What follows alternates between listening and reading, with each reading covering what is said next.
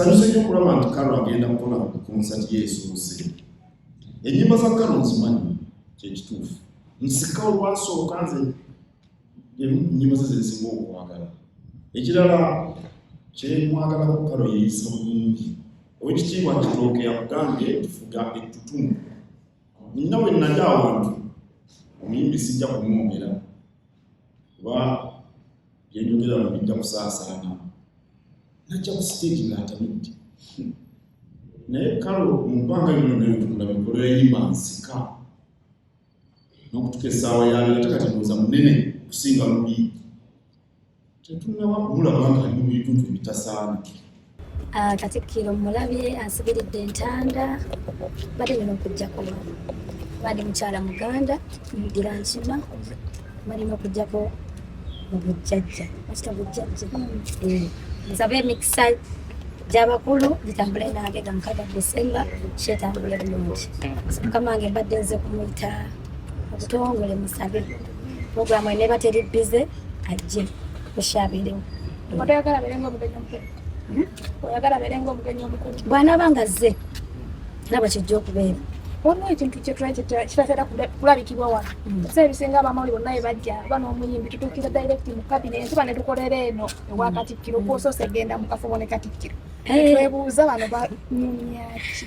Kati nno gwe Kalo okulaba gy'oyagala okugenda naye owekitiibwa mukwano gwange ate era wetuuse wali ku reception basite batugamba nsooke ngende bakola arrangement z'eri gye tugenze. So nesooka nengenda netwogeramu katono ku nsonga ezitulese wano tulyoke tugende eri. Abantu basinga okusinkana Katikkiro wabanja tolina kyotiddemu n'ogamba ngenda omusisinkana naye. Kubanga si gwe gusoose omumulaba.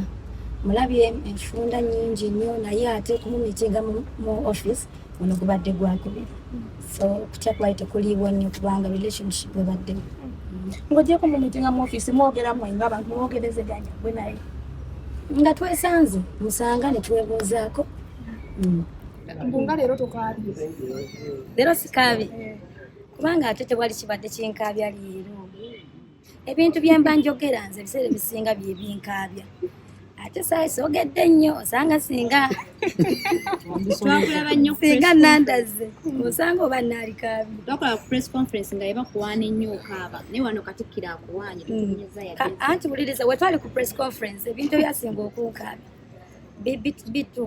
biviira ddala ku jjana yange engeri gye ntambuddemu okutuuka wano. Kati ebintu ebimu bayogera nga binkwatako oba binzijukiza gye tuvudde. Katikkiro alina ekibuuzo kyakubuuliza nga mukkirira awo Shiba yazadde. Wabula ate kati mwe mulina okuŋŋamba. Bakikubuuzizza. Mwe mulina okuŋŋamba. Nange wempulira mu nkuubo mugambe nange wempulira kuba sinnamulabako.